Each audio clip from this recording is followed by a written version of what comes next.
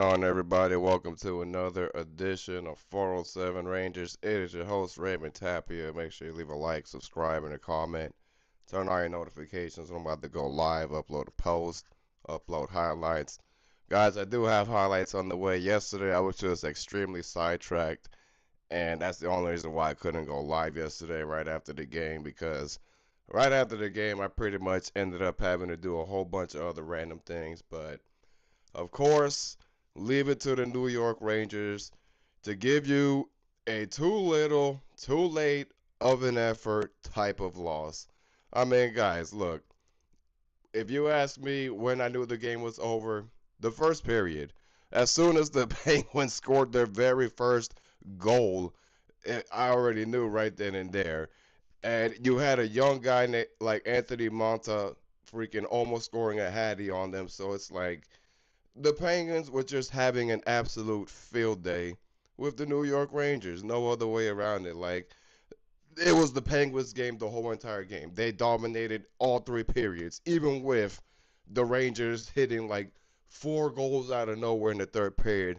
It still didn't matter. Like, even when I saw that, I was like, okay, you're not going to win this game anyway. Like, why are you trying to put this effort? Like, well, let's at least not lose by 3 goals. Let's lose by one. Like, that's the kind of effort that they gave you guys. Instead of giving them the effort the first two periods, no, they played third period hockey. That was literally it. That was what the New York Rangers basically did. So, yeah, am I surprised that they lost? No. I'm not surprised because it's predictable. You guys know, like, this team is very predictable at losing games. Like, there's no other way around it. But yeah, like I said, right now I'm just on Artemi Panarin watch to see where exactly he's gonna go. We don't know if he's gonna be gone by before the roster freeze for the Olympics, or if he's gone after the Olympics. There's no telling. That's where I'm pretty much at with the New York with the current situation. But here's another thing, man. Like, you know what? We could sit here and be angry at Chris Drury all we want, but you know what? We have to put the blame on James Dolan, man, because when you have bad ownership, this is what's gonna happen. You're gonna just have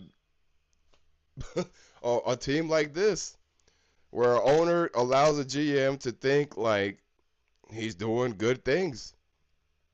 And the crazy part is Artemi Panarin signing didn't even come from Chris Drury. That was a Jeff Grahn signing. So even though Grahn himself wasn't no better, if you ask me, I would take Grotton's managing over Chris Drury's right now. Yeah, I know it sounds crazy because it's like you got to pick diarrhea for shit, but it's like I'd rather pick him right now over the Chris Drury situation. But like I said, guys, even with what I'm hoping for out of this deadline is that Chris Drury doesn't put all his chips on one player and all of a sudden like you gotta like this. They're trying to get a guy like Jason Robertson. That's a perfect example. Now I get it. I like Jason Robertson myself. He's a great player, but right now this is not the current situation to bring a guy like that to this team because you don't even have a winning culture built around the locker room to even bring a guy like Jason Robertson. So if Chris Drury does a deal like that, and then it ends up him having to use all his assets and probably some extra salary cash just to get a guy like Jason Robertson. It's like, okay, you got him here, but you still lost on the trade because you had to give up everything just to get a guy like that. So, because apparently Artemi Panarin is going to probably land in Dallas, but I'm not too sure if Dallas doesn't even have enough assets to land a guy like Panarin because you don't even have the salary cap to give him the extension. That's the biggest thing with Dallas right now. They don't have enough cash to do anything. This is why they're trying to move on from some of these contracts so they can at least gain some salary retention because right now they can't do anything. And even with the Avs, like the Avs current situation, their cap room ain't too like much either. So they're trying to still be a winning team this season, but also like try to gain back some salary retention as well. So that's another situation. But like I said, we don't even know 100% where Artemi Panarin is going. Now, I also know that they did claim a young defenseman from the Sharks off the waivers. I'm trying to look up his name again. I believe his name was like Laurie or something like that. Let me double check, guys, because I want to make sure I'm saying the name correctly. I know, like, the crazy part about that waiver claim, the last time the New York Rangers like claimed a defender off waivers was like 2013, ladies and gentlemen. Back when Henrik fucking Lundqvist was still playing for the team and the Lizard and guys like that, like and Rick Nash. That's how long it's been since they actually claimed a player off of waivers. Now, a lot of people aren't too happy with his stats as well because I guess they think like, he's not good and his production percentages aren't the best either and things of that nature. But at the same time, that's probably a sign that Braden Schneider's probably going to be out of here as well. So them claiming the young prospect defender from the San Jose could be a sign of watching Braden Schneider go. Was mind blowing to me is there are actual people out here that do Rangers content that truly like want to give Braden Schneider a chance because he's still young. It's like, no, we gave him plenty of chances.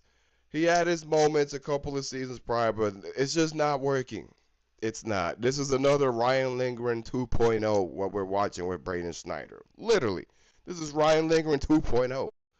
But let's talk about the team stats, I guess, because even though the Rangers lost, and here, look, here's where they, the Rangers were outshot by 14 already for one. It was 20-34, and for some odd reason, Rangers want to stay physical, but they never want to like go after the puck or control the puck or keep it in their blue zone because that was the biggest thing. Like yesterday, they barely had any puck possession for the first two periods. Meanwhile, the Penguins were having tons of power play opportunities, and they actually had got themselves a power play goal as well. Even the New York Rangers, but the amount of penalties the Rangers draw, it's too common, and that's a big problem because it's like, why do you guys like to draw penalties so much? Like, why? It's just unbelievable because this team, they're just laughable. Very laughable.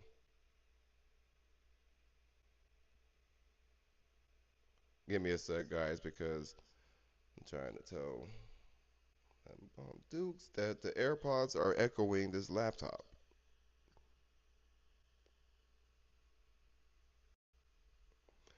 All right, so for your face-off wins, surprisingly, the Rangers had 42 face-off wins. You had 42 of them, but yet you could have fucking get the goals the first two periods because the Penguins only had 27 face-off wins, but yet they still outplayed the Rangers, which is typical New York Rangers fashion. Now for your power play opportunities, the Rangers had three, and then the Penguins had five. But for both power play goals, they were evened out at one. And then somehow the Rangers did have a shorthanded goal on one of the penalty kills. So the Rangers drew 6 penalties. The Penguins only drew 4. Penalty minutes, the Rangers had 12, and the Penguins had 8. For your block shots, the Rangers were at 10, and the Penguins were at 12. The takeaways, you had 2 for the Rangers, and then you had 5 for the Penguins. The giveaways, they were even out at 12. So for the Penguins, they were just, like I said, they had a field day. They pretty much had Anthony Mantha, he scored 2 goals, and then Noel Acciari, I guess how you say it, Acciari or something like that. He had 2 goals as well, and Ben Kendall had a goal as well. Eric Carlson had an assist, And McGrody, he had himself an assist as well. Blake Lazar had two, and Sidney Crosby had an assist as well. So, like I said, everybody in the Penguins are definitely involved. And for the Rangers, Brodzinski, he had himself an apple. Will Cuylle had a goal. Lafrenière surprisingly had 3 points. He had two goals and an assist. The JT Miller, the most quietest, 36 points you can have this season. He had an assist as well. Vincent Trocheck, he had himself a goal and two assists. Zibanejad had an assist as well. Gavrikov scored himself a goal. Matthew Robertson had an assist. And even though Braden Schneider sucks, he had an assist as well. But like I said, Rangers had too little, too late of an effort. And that's how they lost the game. Plain and simple. Now, thankfully, we don't got to watch this team till Wednesday. And then right after that, I believe Thursday. That's when they play again. They don't play till Thursday, so you guys get to luckily have a 3-day break from your mental health from this team. And right after the Thursday game, they pretty much won't be playing until like the Olympics are done and things like that. So this is going to be a busy week for Chris Drury, which there's no telling when he's going to make the moves happen for Artemi Panarin. We don't even know if Vinny Trocheck's going to be moved because you still have Vinny Trocheck playing, and it's like, well, if you're going to make these moves, you already got Panarin sitting out. Why isn't Vincent Trocheck sitting out when you know teams are trying to listen and give you offers for that guy? That's the one that confuses me because it's like, you know Vinny Trocheck's available. Why do you keep playing him on the ice? You already have Panarin now playing.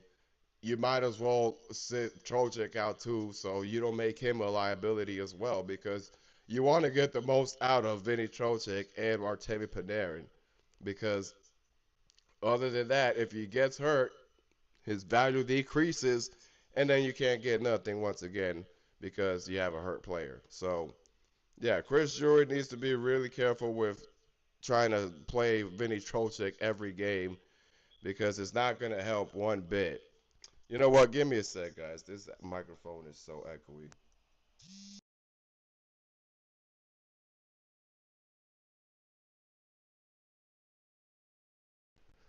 All right, there we go. Because that echo crap was driving me crazy. I had to like get rid of that. But yeah, so for the New York Rangers, they they're gonna have to have a busy schedule this week because now we're gonna all be on the trade watch. We're trying to see when it's gonna happen because it should have happened sooner with the amount of losses this team keeps taking. But like I said, I guess Chris Drury is still having his ears on the phones, trying to listen in on what teams can offer for Artemi Panarin because you guys know the only way Artemi Panarin goes is if somebody lands him and gives him the extension. So that's what's kind of like putting the Artemi Panarin deal kind of like in a slow hold because he's still trying to listen in on who is going to give him the most for a guy like that. Because the last thing you want to do is trade for a guy that practically scored you 100 points per season in the regular season. Did not do like so great in the playoffs, but still had a couple of moments, I guess, in the postseason. But you don't want to be in a situation where you trade him off and then all you got out of it was like a third round pick and that's it. Like, no, if Chris Drury does a deal like that, I feel like the whole entire New York City would just be out with pitchforks and torches ready to go after him because that's the last thing they want to see. So we'll have to wait and see what happens. I mean, honestly, Chris Drury will be in an interesting situation to where if he does the moves correctly with Vinny Trocheck and Artemi Panarin, he can actually look like Thanos for the NHL draft this season because you already have basically, I believe, 2 or 3 first round picks this season. You already have that. And if you get, I believe, 2 or 3 more, you could be in a situation where you're going to have 6 to 5 first round draft picks. And that's when you'll have a lot of teams by the balls because they're gonna want at least 1 or 2 of those picks. So it's gonna be very interesting what Chris Drury will do with the assets because 5 to 6 first round picks is definitely interesting to see because you could be in a position where you'll still be able to get deals and still be able to draft maybe 3 to 4 top first rounders and still be able to gain assets out of the rest of the picks. So if Chris Drury wants to cook and be forgiven, this is the time more than ever to try to get as many first round picks as you can so you can have teams by the balls because they're going to look at the lottery board and be like, what the fuck? The New York Rangers can get like practically 4 or 5 top picks out of the draft themselves. So that's the interesting thing for me. Chris Drury can literally be the guy that's in control with the draft this year because of the amount of first round picks he actually will have. Because once you trade Artemi Panarin and Vincent Trocheck, they're gonna throw you a first round pick out of both of those guys. You're gonna get a second round and a first round pick and probably a young prospect with each player and some probably salary retention. So if Chris Drury does it smart, like I said, he can be in control with the draft, believe it or not. Because once he does these deals, New York Rangers will actually have, like I said, close to 5 to 6 first round draft picks. And for all we know, all those draft picks can be in a spot where they're all going to be in the top 10. That's the crazy part about this whole like deadline situation. Chris Drury can be in a position where he's in control and has 5 top 10 picks. And you guys know teams are hungry for young guys to try to build and generate for their next upcoming era of hockey. So yeah, this is I'm like I said, I'm very intrigued with what there is gonna happen. I'm interested in exactly what Chris Drury is gonna do. Now, do I trust Chris Drury? Man, no, not. I still don't trust him, but he does have an opportunity to at least not look like a really bad GM. Because the other thing is, we can't just put the full blame on Chris Drury as well. That's what I'm starting to come to my realization. As much as I hate Chris Drury, you got to also put the most of the blame on James Dolan because the team owner is the only one that allows things to continue. And he's probably the one that holds people back from getting certain players or certain names or drafting certain guys because that was pretty much what happened with the Panarin situation. Gron could have pretty much gotten another guy, or actually let the rebuilding develop still, but Dolan was like, no, I want Panarin here. He wants to play here, sign him. Like, you guys know how James Dolan is. Once he hears big names interested in playing for New York, he instantaneously was like, get him, sign him or you're fired. Like, you know how James Dolan is. That's what he does with the New York Knicks too. That's why, like, he's not focused on the Rangers. He's focused on the Knicks because now they're in this position where they can land a guy like Giannis Antetokounmpo, and who knows if that's going to even happen? Because I'm not sure if James Dolan's going to be willing to watch a guy like Karl Anthony Towns get traded away for him. But if you want to win, that's what you're going to do. And the other thing is, I just want y'all guys to remember, we could have gotten a guy like Jack Eichel, but of course they were scared to get him because of the whole neck surgery situation and shit like that. And they thought they were gonna take a huge gamble landing Jack Eichel, and then of course they probably would have told him you can't have the neck surgery, just play hockey through it. But nope, look what happens. We missed out on Jack Eichel. He goes to Vegas, gets the neck surgery, and then becomes a Stanley Cup champion. And that was supposed to be us. Jack Eichel was supposed to be in a blue shirt.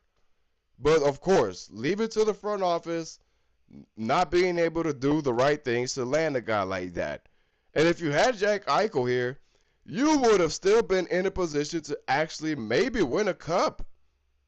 100%. You would have been in a situation where if you landed Jack Eichel and then later on throughout the season got Jay Gunsel, both in the same team with a couple of the pieces left in that core, oh yeah, Rangers would have been cooking. Absolutely, we would have been cooking. But now, here we are. Now we're stuck in a situation where you got to move some of these guys. Some of these players are unmovable. And the roster, the majority of it is the Hartford Wolfpack. And look how it turned out. You called up Brett Berard. He hasn't even scored a goal or gained an assist this season. You send him back down. Like, what do you think that does for Brett Berard? If I'm Brett Berard, I would request it. I would just straight up walk up to Drew and be like, I want to be out of here. Trade me. I want out. Because this is not how you develop players. You cannot draft guys and put them in a position where they're just going to be a journeyman hockey player. And you're literally always putting them in a yo-yo situation where they're one day playing for the Rangers, the next day they're getting right back to Hartford, then the next day they're right back up playing for the Rangers, then once again they're like right back down in Hartford. It's like a never-ending cycle. A never-ending cycle. And this is why it's going to take a long time for the New York Rangers to be a fully developed good team again, because Hartford's still hell, and look at all the prospects and young guys that's playing there, and the guys who get called up. Look how it's all turning out. That's all I'm saying, and it's all thanks to Chris Drury. But of course, James Dolan is no better, because as I said, he keeps allowing this stuff to continue. If you're James Dolan, you don't like what you're seeing, you clean the whole entire house. You fire everyone from the staffing to the Rangers to Hartford. Everyone got to go. If I own the Rangers, everybody got to go. Everybody. You all suck at your job. You all created an abysmal team for me. You all got to go. But nope. James Dolan is just a super naive and in denial team owner. That's why we're going to keep continuing to be in this abysmal. And guys, oh man, I got to show you this tweet from this Ranger fan. This had me, I'm not going to lie. I got to tell you guys, I have no problem with how you fan this team. I don't really care if you like root for this team no matter what, even if they're like super bad. I'm not going to knock you for that. But with this fan, it's like she likes to dish out things and then she gets mad when it's dished back to her. And like I said, guys, this particular fan in Twitter, it's very oh, here's the guy. Vincent Lorio. That's the name of the defender that was claimed off waivers.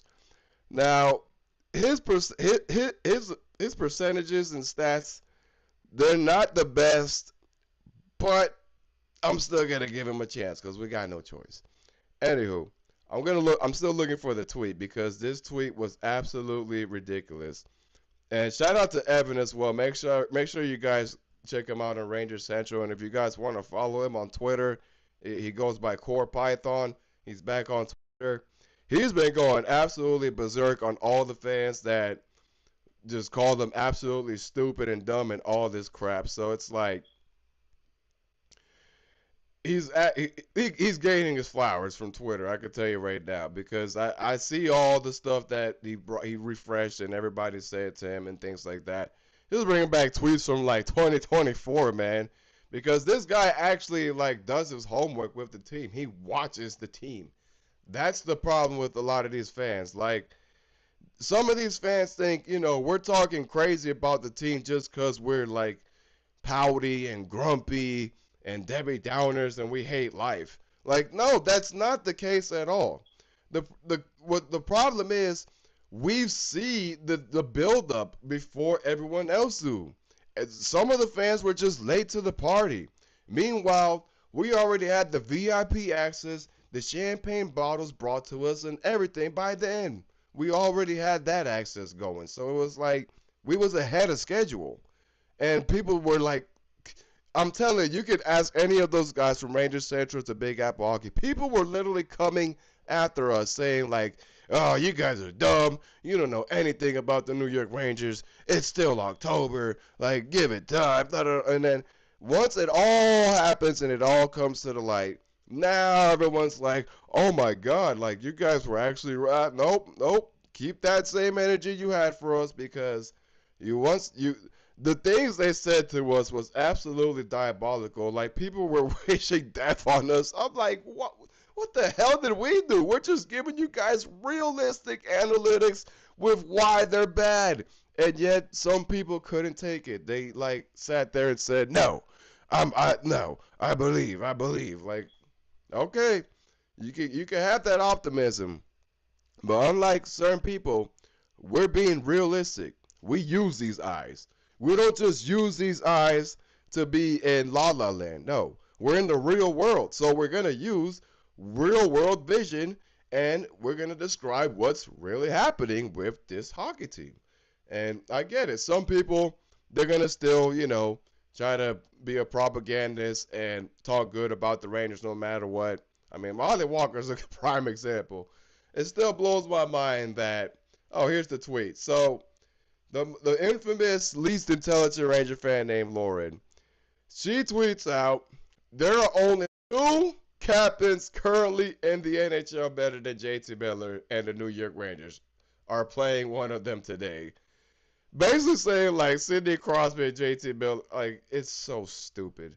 Listen, like I said, guys, I don't have a problem with how you fan. But with some of these takes that I hear and see, it your brain would absolutely melt sometimes seeing the crap this woman says about the New York Rangers. And it's so bad that when you go on her comments, there are people literally saying, your own fan base thinks you're retarded. That's why I said, don't ever be that person to where you're so like delusional and you love the Rangers so much that you have your head up your ass and you're willing to defend them even when they're doing dramatically and drastically bad. Like that, and this is why is you don't ever want that reputation on Twitter. You don't ever want to be known as the Ranger fan that has the least intelligent takes every time you tweet something. You never want to be that person because I'd rather have the reputation where I have the least amount.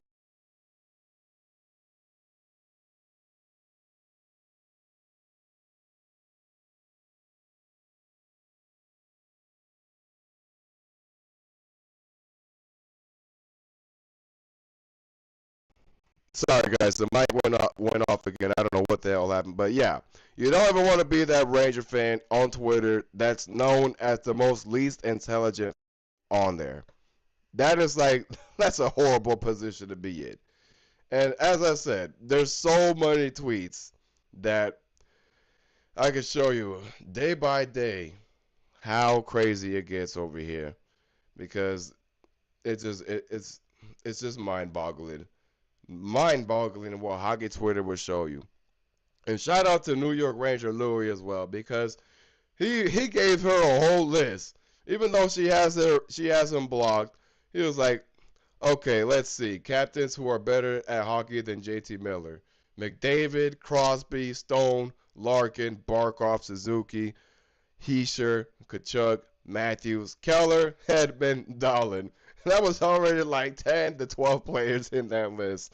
And man, shout out to them because we talk on a daily basis, guys. Like I said, if you guys want to hop on the Twitter group chat and talk to well-known Ranger accounts like Bald Panarin, Lafrenière MVP, New York Ranger Louie, all you gotta do is follow them, and you can request to be on the group chat. They all follow me. We talk every day, and I'm always on the group chat on a daily basis with these guys. And you guys see that Rangers Digest, all these other Ranger channels, they use what they tweet, yet I talk to them every day. We talk about this team every day. Every day. So if you guys want to hop on the chat, feel free. You guys are more than welcome to join the Twitter group chat.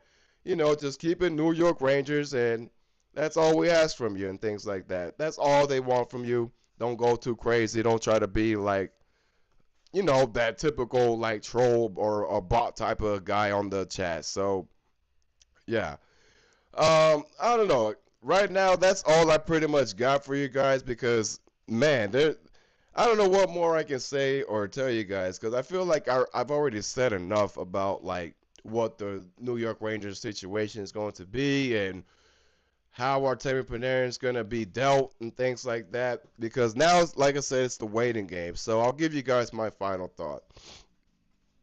As far as the New York Rangers, I'm already where I'm at. The playoffs are out of the window, out of the window. So at this point, I'm just ready to see moves happen, and hopefully we just start getting watchable hockey again. That's where I'm at. I'm waiting for moves to happen to where we can finally start seeing some watchable hockey because it's still been unwatchable, even with yesterday's effort. And I'm tired of feeling like that. You know, I'm tired of feeling like that guy that watches the game and then halfway through the game, I'm like, you know what? I'm turning this off on my TV and I'm putting this game on my phone and focus on something else because I can't take this game or team serious. That's where I'm at. And I'm sure every other Ranger fan feels the same way. And I don't blame y'all one bit. If some of y'all stopped watching the games, I completely understand. I'm not going to knock you for it. I'm not going to tell you you're not a Ranger fan. No, I completely understand why you stopped watching these games. Who wants to watch these games? I have to watch it for content. Other than that, if I wasn't doing content and I was just watching the Rangers out of the nature, no, they would be on my phone every day with what I've seen with this team. They would be on my phone every day. They would not be on my TV. Absolutely not, because I know my eyes deserve better. But that's where I'm at, and I'm sure every Ranger fan wants that. But we have to wait and see, because I still don't trust Chris Drury despite everything I told you with what he can do. The question is he going to fumble it? Because we know Drury's notorious for fumbling everything. But this is his chance to not fumble it. And the other thing is, why is he afraid to talk to the media? Why? You sent out this letter. You did it for the fans. You try to reach out to the fans and everyone else, right? But you know what's crazy? You haven't approached the press conference. Like, that's what a normal NHL GM does. If they know the team's in a bad direction, your GM normally approaches the media and the press because they're going to want questions answered. And I know for a fact, every New York sports media and outlet that can talk to the New York Rangers management, coaching, and Dolan himself and things like that, they all got plenty of questions piled up, ready to go. But no, Chris Drury, being the turtle that he is, shells himself in the cave and is like, well, I did my job. I sent that letter out. The media don't need my presence or my voice heard. No, motherfucker. You need to go to the press because we want answers. They want answers. You think the letter is all? You think you cooked with the letter and that's it? Nah. You're being a scary ass bitch, and you gotta stop being scary and approach the fire, because at some point you gotta approach the press. They're gonna want answers from Chris Drury and as to why has this team gotten so bad, historically and statistically. So Chris Drury needs to grow a pair of balls and actually approach the press and deal with the fire that's going to be thrown at you. Because like I said, at some point you got to approach them. They want answers, and they're going to want them, and you better hope you got the right ones for them, because that letter, like I said, that's not enough. That's not enough. If you truly care about the fans, you're going to go talk to the press at some point. You talked to the press, no problem. When you hired Mike Sullivan, you was right next to him, no problem. But when this team's doing so bad, here's Chris Drury hiding, laying low, and then when he writes a letter, he's like, all right, this is gonna save my face. That's the Chris Drury way. That's his way of approaching the media. The letter. The letters is him telling you this is my way of talking to the press media. This letter right here. That's all they need. They don't need my vote. They don't need my voice to be heard. So that alone should tell you how like that Chris Drury isn't the best GM. Like you're scared to talk to the media when you're doing bad, but if they start doing great, all of a sudden you approach the media and you feel like you want to be praised because you're a great GM. All because you got the Rangers to the Eastern Conference Finals 2 times. Because you think you're a great GM, all because you did that, yet you freaking... Here's the crazy part. Last season, right? Remember when they got Arthur Kaliev? And he was pretty much like a reclamation player? They couldn't even work with Arthur Kaliev. They didn't even let him play. Yet he scored a couple goals when he did, and yet they still wouldn't give him the opportunity. So every time Chris Drury gets these players that are already blueprinted and he just has to finish the rest, it never works out. Uso Parsonen is another example. Will Borgen, there's a reason why he was thrown around and the Kraken were totally okay with moving on from him. Like, the list can go on, man. But as always, guys, I really appreciate y'all for watching. I am going to wrap it up. I will be uploading the highlights very shortly. But let's just see what happens this week. If nothing does happen, we're going to have to wait till the Olympics because it's looking like if nothing happens before the roster freeze, that means Chris Drury is going to probably make a move by March. So we're going to be probably waiting a whole entire month just to see a couple of guys get moved. So we'll see what happens. Let's see if Chris Drury is going to either be an idiot and wait till the Olympics and everything is said and done and start making his moves happen by March, or if he has some kind of sense before the roster freeze, he actually starts making these moves happen, like this week. Not like before the Olympics. No, this week. Before they even play the Canes. Because they play the Hurricanes Thursday. And you guys know they play at home. So there's a chance we're going to get mollywopped by the Hurricanes. They're still the hottest team in the Eastern Conference. And you guys know, like, they only beaten them once. So the Carolina Hurricanes are going to most likely win the series, and they're going to have a 3-1 like win. Like they're going to win this, they're going to have 3 wins on the Rangers. So I don't know what more I can tell you. Like I don't think they're going to keep they kept up with the Penguins, but look how they did it. I don't think they're going to give you guys the same effort at the Garden against the Canes. They're not. But we'll see. We'll see if they want to at least go out with a win before the Olympics start. My bar is still very low because unfortunately this team got me to that point. But let's see what happens. Would it be nice to see a win? Yeah, sure. But it's not going to change anything about this team. This team is still an abysmal. So, as always, y'all, thank y'all for watching.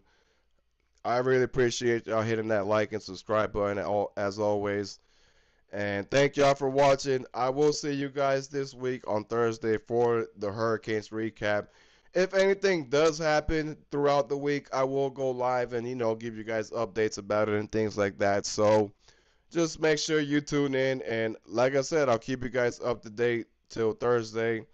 Let's go Rangers. Thank y'all for watching. Y'all have a great weekend and great week as well. And enjoy your mental break from this team because I know we all need it.